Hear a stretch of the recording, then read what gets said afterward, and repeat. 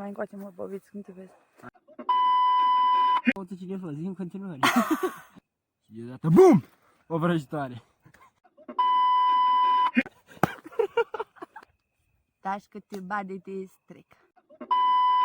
Hei, eu sunt Raie și înainte să începem acest videoclip, nu uitați să băgați un like și să băgați în comentarii cu ce anume vreți să mai facem pe acest canal.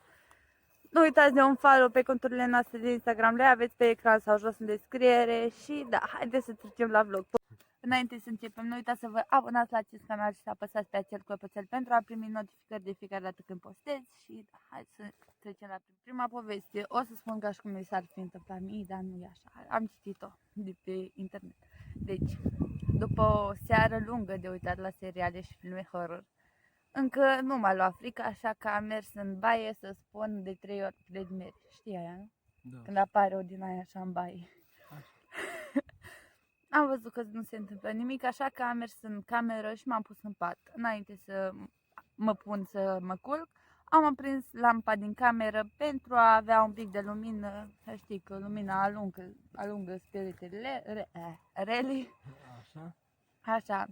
După 5 minute în care mă luase somnul, că patul era destul de confortabil și m-a luat somnul rapid, am decis să sting lampa, așa că am întins mâna și fix când am întins mâna să sting lampa, m-a apucat pe mine o altă mână de umăr și a spus ce nu, îmi pare bine că ai aprins lumina, altfel nu te puteam găsi în atâta întuneric.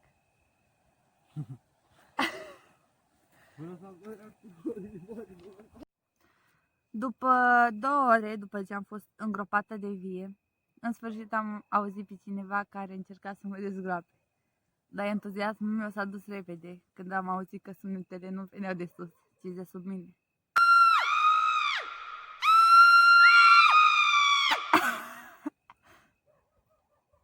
Bă, dar eu nu văd nimic împrejur. Da, nici eu. Îmi văd pielea acolo. Atât. Într-o seară, un taximetrist stătea pe dreapta și aștepta ora de a pleca acasă.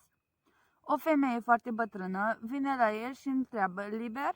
El spune da și femeia s-a urcat în mașină. Bărbatul a spus, unde mergeți, doamnă? Femeia nu a răspuns, așa că el tot a întrebat, unde mergeți, doamnă? Femeia a spus că vă spune unde să o opriți, dumneavoastră mergeți. Bărbatul nu știa cum să-i spună să plătească și la un moment dat și-a făcut curaj și a spus, doamna, aveți de plătit 35 de lei. Femeia nu l-a băgat în seamă și a spus, mai mergeți. După un timp îi repetă, doamna, aveți 35 de lei? Femeia nu răspunde și spune, aici pe dreapta. Pe bărbat l-a băgat pe o străduță îngustă pe care nu am mai văzut-o. Această femeie a spus, opriți aici, cobor. Bărbatul i-a repetat, aveți să dați 35 de lei. Femeia a spus că nu are bani, dar în schimb îi lasă verigheta. Bărbatul a luat-o, a verificat-o la lumina slabă a mașinii și a văzut că este de aur și de ștanță mare. În acel moment i-a spus femeii că nu vreau verigheta, în schimb îmi plătiți în altă zi. Dar când s-a întors, femeia nu mai era acolo. Bărbatul s-a dat jos din taxi și la fix 2 metri de el era un cimitir. Deci, practic, acolo era casa ei. Da, o știam pe asta. 3 prieteni se duceau la club și în drum spre acel club a întâlnit o fată. Ei au dat din vorbă în vorbă și au spus dacă merge și ea cu ei la club. Fata a acceptat, a mers la club. După un timp, un băiat i-a scăpat paharul de vin pe haină la fată. Fetei a spus că i-a cerut scuze fetei, au spus că nu e nimic, nu e problemă, așa că s-au distrat în continuare. După un timp vreau să plece acasă și fetei s-a făcut frig.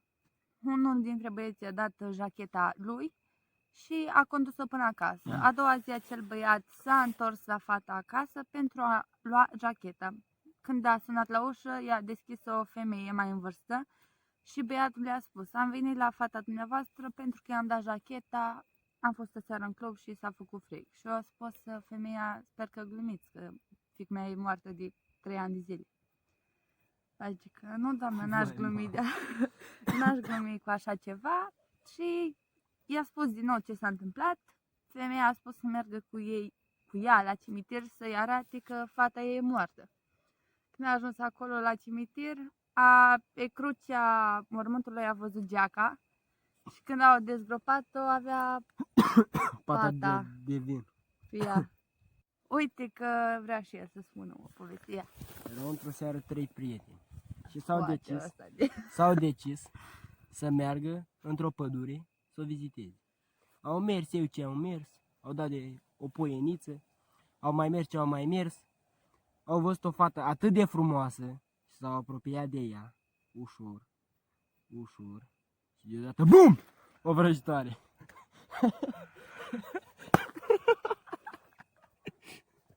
Unui vânător îi plăcea foarte mult să fotografieze natura și în pădure. Acesta a rămas în pădure până noaptea târziu și și-a dat seama că este trecut de miez noaptea, așa că vrea să plece acasă. Dar a doua zi vrea să se întoarcă din nou să fotografieze. În pădure s-a gândit să stea undeva ca să nu mai parcurgă atâta drum. Așa că a găsit o cabană, a bătut la ușă, nu i-a deschis absolut nimeni, așa că el s-a hotărât să îi spună proprietarului a doua zi de ce a rămas acolo. În timp ce s-a pus în pat, se uita prin jurul camerei și a văzut o mulțime de tablouri cu privirea țintită fix spre el, spre patul lui și spre el. Se uita fix în ochii lui. Acesta nu a dat importanță, s-a întors cu fața la perete și a dormit până dimineața. Dimineața când s-a trezit, s-a uitat în cameră și și-a dat seama că nu erau tablouri cu portrete, erau numai ferestre. Vai, mamă. Doi prieteni mergeau pe drum, când pe jos a găsit 1000 de lei și o verighetă de aur. Aceștia, fiind prieteni, au împărțit banii și s-au gândit să poarte unul o săptămână verigheta și o săptămână celălalt. După 2 săptămâni era rândul unuia dintre ei să poarte verigheta. Să poarte verigheta. Și Mă caută cineva, zi în continuare. în acea săptămână, băiatul acela a murit și a fost îngropat cu acea verighetă pe mână. Celălalt s-a gândit să-l dezgroape pentru a-i lua verigheta. Și după ce i-a luat verigheta, s-a dus la mașină și tot auzea o voce: dă-mi verigheta, dă-mi verigheta. Acesta nu a dat importanță și a mers mai departe. După un timp iară se aude: dă-mi verigheta, nu e a ta, e a mea. Și după ce a mai mers, a ajuns acasă, a bătut cineva la ușă. Când a deschis, era ăla și face că dă-mi verigheta! Două fete s-au hotărât să se ducă în altă țară pentru a vizita anumite locuri. După ce au ajuns acolo, una dintre ele s-a gândit să viziteze orașul, chiar dacă era o oră destul de târzie. Cealaltă a spus că eu am condus tot drumul, așa că aș decide să mă odihnesc. Aceasta a spus: bine, păi tu culcă-te și eu merg să vizitez orașul. Aceasta a plecat, a ajuns la un restaurant și a comandat mâncare, băutură, ce a vrut pe acolo. După și-a dat seama că și-a uitat portofelul în cameră, a fugit repede în cameră, nu a mai aprins lumina pentru că era pe o noptieră fix lângă ușă și l-a luat. S-a dus, a vizitat, a mâncat, ce-o mai făcut ea pe acolo și când s-a întors și a aprins lumina, fata priză era spânzurată și pe perete scria cu sânge. Ce bine că n-ai aprins lumina. Wow! Cam atât a fost și cu vlogul de astăzi. Eu am fost Raie, el a fost Marian. Și sper să mai facem vloguri împreună. Vom face? Facem. Da. Nu uitați de un follow pe contul lui din Instagram. Îl aveți aici și pentru mine un follow aveți contul aici. Și da, noi ne revedem data viitoare. Bye!